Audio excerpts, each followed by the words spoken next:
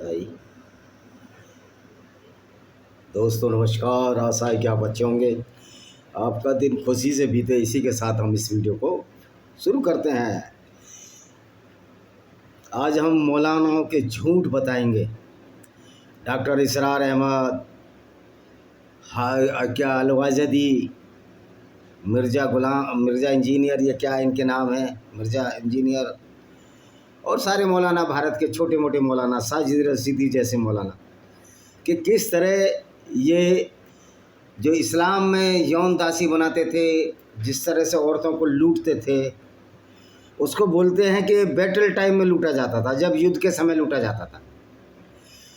लेकिन मोहम्मद ने जो भी औरतों को लूटा, उसने वहीं जाकर लूटा। वो बेचारे अपने खेत का काम कर रहे थे। बनु मुस्तलिक, खैबर के लोग, यहूदियों का जो लूटा, उनको मोहम्मद ने खुद जाकर लूटा। ये कह सकते हैं कि उन्होंने स्पेशल ड्राइव चलाई, स्पेशल नीति अपनाई कि हमें सिर्फ लौंडियों को लूटना है और उनकी फसल का भी लेना है। बहाने ये बनाते थे कि ये कबीले हमारे साथ व्यवहार नहीं कर रहे हैं और हम जब लूटने जाते हैं हमारे साथ मिलते नहीं हैं। तो इस तरह के बहाने बनाते थे। तो अगर इस युद्ध समय की बात है तो इस्लाम में तो युद्ध हमेशा ही है, जिसको कि जिहाद असगर कहते हैं। इस्लाम तो हमेशा युद्ध गैर मुस्लिमों पर थोपता है, और गैर मुस्लिमों पर थोप कर उनकी औरतों को लूटने और बाज़ार में बेचने के सैकड़ों किस्से इनकी हदीसों में मिलते हैं। यहाँ तक कि मोहम्मद साहब ने भी बनु कुरैज़ा यहूदी औरतों को नजद के बाज़ारों में बेच दिया था। उस पर तुर्रा ये कि ये कहते हैं कि युद्ध के समय जो औरतें लड़ने आती थीं उनको ही बेचा जाता था। ये बिल्कुल गलत बात है। बनु कुरैज़ा यहूदी कबीला, मदीना से मोहम्मद ने उसको खदेड़ दिया। जिस तरह आप भारत में देख रहे हो कि इस्लाम का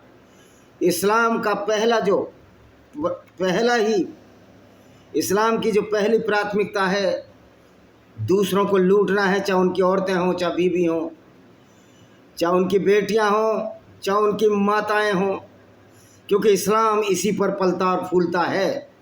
यही वजह है कि भारत में वक्फ बोर्ड एक इस्लामिक गुंडे के रूप में, लैंड माफिया के रूप में काम कर रहा है। इस्लाम ने ये परिपाटी चलाई है। इस्लाम में ये हक है कि गैर मुस्लिमों को लूटा जा सकता है। इस्लाम चूँकि हिंसा और व्यभिचार पर ही आधारित है, तलवार और सलवार तक ये सीमित है, तो इस आइडियोलॉजी को चलाने वाला बहुत बड़ा बुद्धिमान भी नहीं था, जैसा कि मैंने बताया। तो जो लोग ये कहते हैं कि वार टाइम में ही औरतों को जो आता था उनको लूटा जाता था, लेकिन ये बिल्कुल गलत बात है। मोहम्मद ने तो कितनी औरतें ली, गिफ्ट में औरतें ली। मारिया अलकिबतिया को गिफ्ट में लिया, जो कि कॉप्टिक ईसाई थी, जिसको कि अलेक्जेंडर के गवर्नर अल मकूकस, जो कि ईसाई था, इसको दिया। उसके साथ छोटी बहन थी, जिसकी शादी इसने एक कविता हरित बिन खत्ताब के साथ करा दी, और खुद मारिया अलकिबतिया को इसने लौंडी गुलाम बनाकर रखा। और ये कहते हैं कि अभी डॉक्टर इसरार अहमद या दूसरे कहते हैं कि उनकी कॉन्सेंट ली जाती थी। बनु कुरैज़ा यहूदी कबीले में ये आदमी गया, मोहम्मद गया, वहाँ लूट मचाई। 700 से 900 लोगों को इसने नंगा किया, और जिनके प्यूबर्टी हेयर थे उनको कत्ल कर दिया। और जो औरतें बचीं उनको इसने आपस में बांट दिया। जो औरत सफिया बिन्त हुइया, जो मोहम्मद के भी हिस्से में नहीं आई थी, एक खूबसूरत लड़की थी, वो मोहम्मद के एक लुटेरे साथी दिया के साथ में आई थी, क्योंकि लुटेरा का ग्रोह था। तो मोहम्मद को किसी ने बोल दिया कि तो औरत सुंदर है, तुम्हारे लायक है। वो 17-18 साल की लड़की थी। मोहम्मद ने इसके बाद उसके पति को कत्ल कराया, उसके पिता को कत्ल कराया, और दिया से बोला ये औरत लड़की मुझे दे दो। और ये लानत हो ऐसे पैगंबर पर, उसी रात ये उसके साथ सोया और उसको इंटरकोर्स किया, ये जानते हुए कि ये कैसी विपदा की मारी लड़की है। इसी तरह मोहम्मद ने जुवाहरिया के साथ बलात्कार किया। तो इस्लाम में तो गैर मुस्लिम औरतों की बात छोड़िए, मुस्लिम स्त्रियों के भी मुस्लिम स्त्रियों के भी अधिकार नहीं है। एक कनाडा में इस्लामी धर्मगुरु के इस्लाम के संदर्भ में वैवाहिक बलात्कार की बात को सही ठहराते हुए देखा जा सकता है। इसमें वीडियो है, वीडियो तो मैं नहीं दिखा सकता क्योंकि स्ट्राइक मार देंगे। वैसे भी यूट्यूब तो हमारे चैनलों को हाइड करने की कोशिश करता है। लेकिन दोस्तों, जून से हम कैसेट निकालेंगे, सारी किताब जून से हम ऐसी कैसेट निकालेंगे इस्लाम के ऊपर जो गली गली में गूंजेंगी, लोगों के घर घर में जाएंगी। बहुत जल्दी हम ऐसी वेबसाइट का निर्माण कर रहे हैं, तब हमारी यूट्यूब पर हमारा ज़्यादा उस पर भरोसा नहीं रह जाएगा और उस पर हम आधारित नहीं रहेंगे। हमें यूट्यूब से बहुत ज़्यादा मतलब नहीं रहेगा जून से। तो जो चीज़ फैल चुकी है उसको यूट्यूब क्या रोक लेगा? किसी की कोई औकात है कि जो इस्लाम की सच्चाई को बताने से रोक सके? यूट्यूब तो एक बहुत छोटी सी बात है, उसको तो भारत सरकार जब चाहे बैन कर देगी। मैं भारत सरकार से ये आग्रह करना चाहता हूँ कि यूट्यूब 40% कमाई जो विज्ञापनों की होती है वो खुद रख लेता है। भारत में इस कमाई को, क्योंकि अमेरिका में ट्रंप साहब ने जो टैरिफ बढ़ा दिए हैं, उन्होंने यूट्यूब पर भी टैरिफ बढ़ा दिया। तो भारत सरकार को कहना चाहता हूँ कि यूट्यूब से जो कमाई होती है उसका 80% जो भारत के यूट्यूबर हैं उनको दिया जाए, और जिससे कि वो भारत के राजस्व में वृद्धि कर सकें और टैक्स दे सकें। और इसको 20% ही दिया जाए और इसके प्रॉफिट पर भी 10% टैक्स लिया जाए, जिससे जल्दी से जल्दी यहाँ यूट्यूब भागे। क्योंकि ये हमारे वीडियो को दिखाते नहीं है जो हम इस्लाम की सच्चाई है। हाँ, ये ज़रूर है कि अब ये स्ट्राइक नहीं मारते हैं, और स्ट्राइक अगर ये मारते हैं तो जून से इनका भी हिसाब बराबर किया जाएगा। और हम बहुत जल्दी एक ऐसी फ़ौज बना रहे हैं जो इन कानूनी पहलुओं को देखेगी और इनसे हर क्षेत्र में युद्ध करेगी, चाहे वो ऑफिस हों, कार्यालय हों, अदालतें हों, या मॉरल वैल्यूज़ हों, सोशल वैल्यूज़ हों, जुलूस निकालने पड़े, कोई दिक्कत नहीं। बहुत सारे लोग इकट्ठे हो रहे हैं जिसमें करोड़ों की संख्या होगी। तो यूट्यूब को हम अभी से निवेदन करते हैं कि ज़रा वीडियो को ज़रा एक्सपोज ज़्यादा किया करो। आप वीडियो में जो सब्सक्राइबर है उसको घटा देते हैं, फिर बाद में उसी सब्सक्राइबर को पूरा कर देते हैं।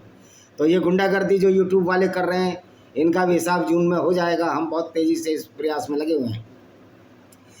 तो आप देखिए वीडियो में जो दिखाई दे रहा है, मौलाना शब्बीर अली है, वे कनाडा में इस्लामी विद्वान है।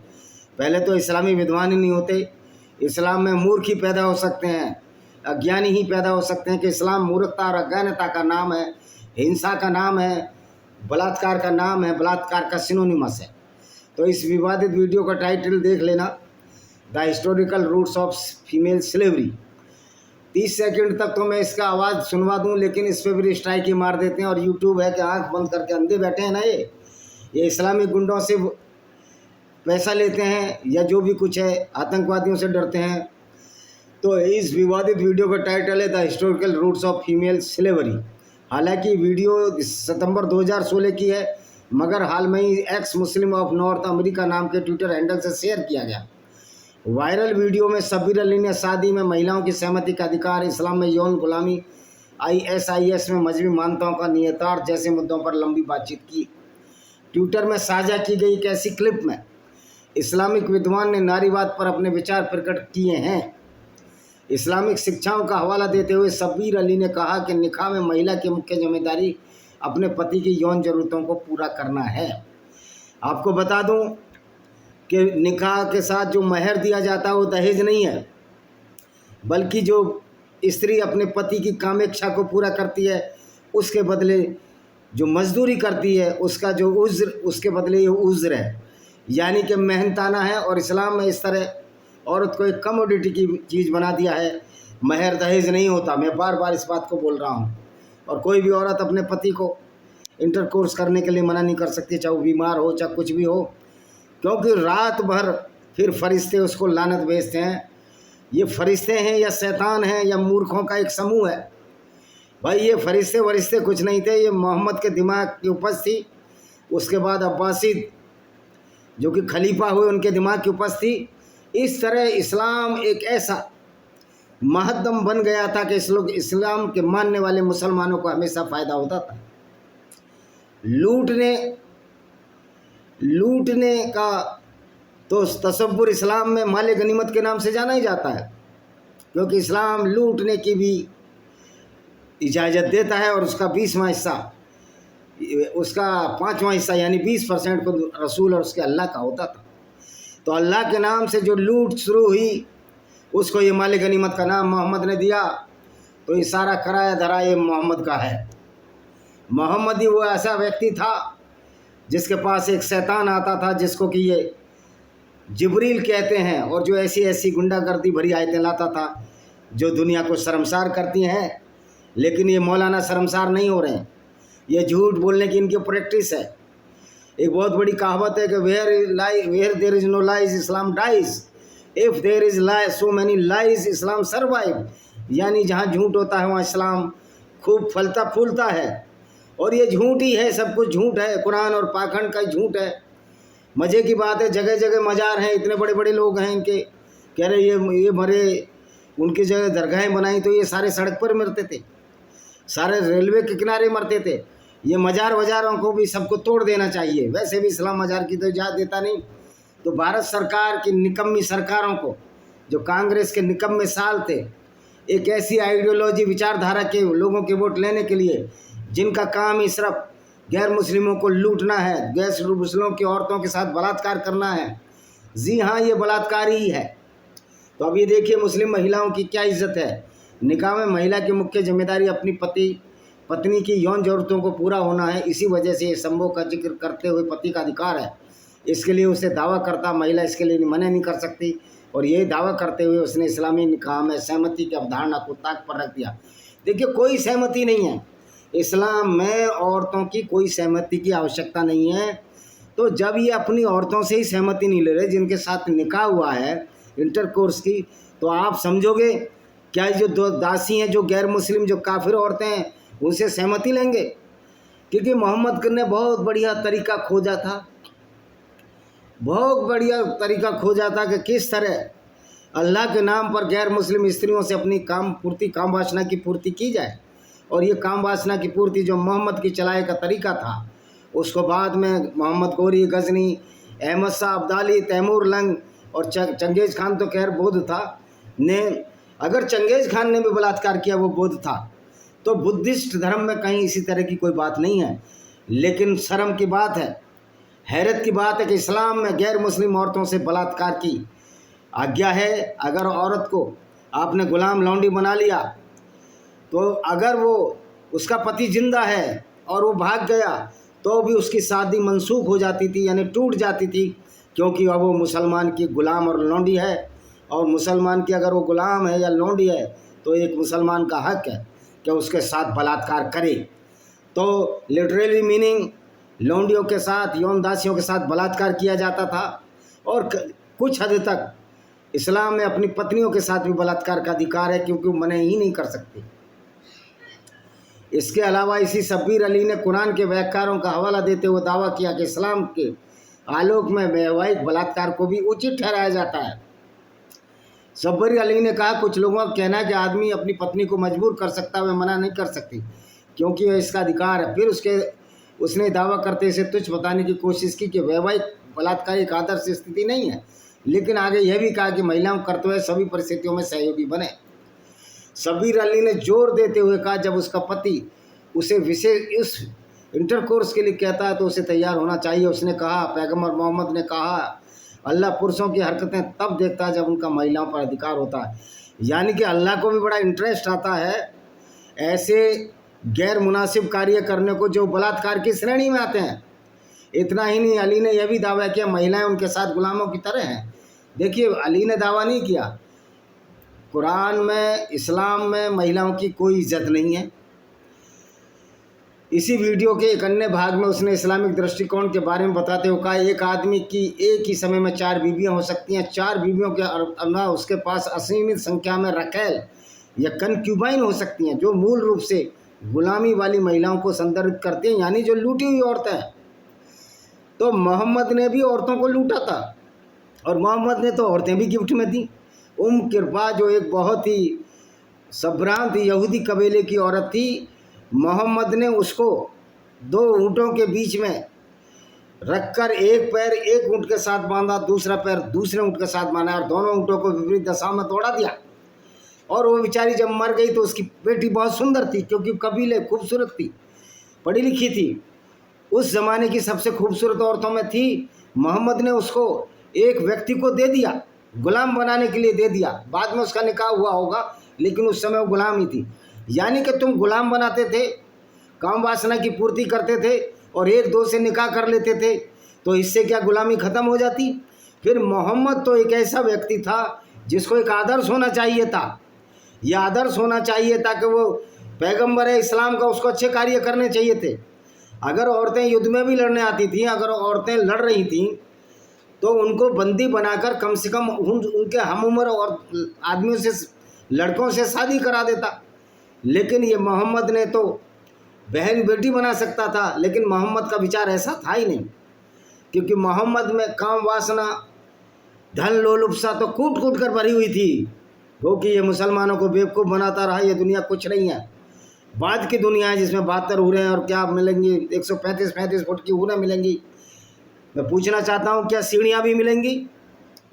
जैव विकास में ऐसा कोई उदाहरण नहीं है कोई 135 फुट का कोई आदमी आज तक पैदा हुआ हो। इवन डायनासोर भी 135 फुट के नहीं थे, तो क्या सीढ़ियाँ भी मिलेंगी वहाँ? यानी इस तरह का तस्वुर, इस तरह का बेवकूफ़ मोहम्मद ने बनाया, प्रैंक करके मुसलमानों के साथ चला गया। और मज़े की बात है, आज मुसलमानों की समझना चाहिए, क्या आप ऐसे लुटेरे को अपना आदर्श मानते हो? क्या ऐसे बलात्कारी को अपना आदर्श मानते हो, जिसने सफिया बिन्त हुय्या और जुवैरिया के साथ इसी तरह की स्थिति की और ऐसी कुप्रथा को बढ़ावा दिया जो यौन दासी की प्रथा थी? अगर ये शुरू से ही प्रथा विद्वान थी यौन दासी की, तो मोहम्मद का कर्तव्य था एक ऐसी आयत आ जाती, जिब्राइल ले आता कि भाई कोई यौन दासी नहीं होगी, स्त्रियों को उनका पूरे अधिकार होंगे। लेकिन ये शैतानी फरिश्ता जो कि मोहम्मद को आयतें लाता था, जिब्रील, वो ऐसी ऐसी आयतें लाया जिसके शैतान और हिंसा और वायलेंस झलकता था। ये आयतें लाता था औरत आदि बुद्धि की है, ये आयतें लाता था गुलाम स्त्रियाँ आपकी रखेल हैं, आपकी मलकियत है, मलकाए अमीन है, आप उनके साथ जैसा चाहे व्यवहार कर सकता है। वो ये आयतें लाता है, औरत तुम्हारी खेती है, इसको जिस तरह चाहो जोतो। इस तरह की मूर्खता पूर्ण अज्ञानता भरी आयतें जिब्रील लाता था। जैसे मैंने पहले ही बता दिया, अल्लाह का तो कोई वजूद ही नहीं है, तो जिब्रील फरिश्ते का भी कोई वजूद नहीं है। ये जिब्रील फरिश्ता जो गैब्रियल था, यहूदियों की धर्म पुस्तक तोरा में और क्रिश्चियनों के ओल्ड टेस्टामेंट बाइबल जो तोरा का ही एक रूप है, ये भी एक फ्रॉड और फेबल्स हैं जो कि ग्रीक रोमन से बाइबल में आई, यहूदियों की धर्म पुस्तक तोरा में आई और बाइबल में आई। तो इस तरह की ये जिब्रील को फरिश्ता कहना, लानत है ऐसे फरिश्ते पर जो ऐसी गुंडागर्दी भरी आयतें लाई और ऐसी किताब को लाया जिसको कि आज कुरान के नाम से कहते हैं। अब देखिए ये शब्बीर से आगे क्या कह रहा है, उसने आगे कहा औरतों को खुद को स्वतंत्र रूप से अपने मालिकों को सौंप देना चाहिए, मालिक के साथ उसके साथ संबंध बनाने का अधिकार है। यानी कि मालिक कौन? जो औरतों को लूट के लाया उन्हीं स्त्रियों का मालिक हो जाता था। इसमें बहुत सारी हदीस हैं और मालिक के उनके साथ यौन संबंध बनाने का अधिकार है। और जब सोहोस्ट आयशा खाजा ने अली से सहमति की भूमिका बारे में पूछा तो इस्लामिक विद्वान ने पूरी तरह से खारिज कर दिया। उसने ये कहा, यह तथ्य यह है कि स्वामित्व में उसे सहमति अधिकार है, अपने मालिक को रोकने का अधिकार नहीं है। शब्बीर अली ने जोर देते हुए कहा, मालिक का उस पर पूरा अधिकार है, उसकी सहमति इस रिश्ते में कोई भूमिका नहीं निभाती।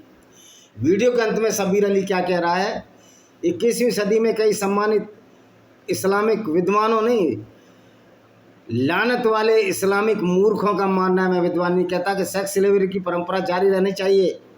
एवं जो सऊदी अरब का जो ग्रैंड मुफ्ती है उसने भी यही कहा था, और यही कि अल्लाह का अधिकार है, सैद्धांतिक रूप से अभी भी लागू है। देखो ख़त्म नहीं हुई है सेक्स स्लेवरी। जो ये कहते हैं कि मोहम्मद ने सेक्स स्लेवरी को ख़त्म किया था, गुलामों को आज़ादी दिलाई थी, मैं पूछता हूँ सेक्स स्लेवरी ही यौन दासी सिस्टम मोहम्मद ने ख़त्म क्यों नहीं किया? तो सारी ये हमेशा के लिए ख़त्म हो जाती। लेकिन मोहम्मद किन दासियों को आज़ाद करता था? जो बूढ़ी हो जाती थी, जिनका मुसलमान पूरी तरह से यौन शोषण कर लेते थे और उसके बदले भी वो मूल्य चुकाती थी, यानी काम करती थी दिन भर, तब उनके छोड़ते थे।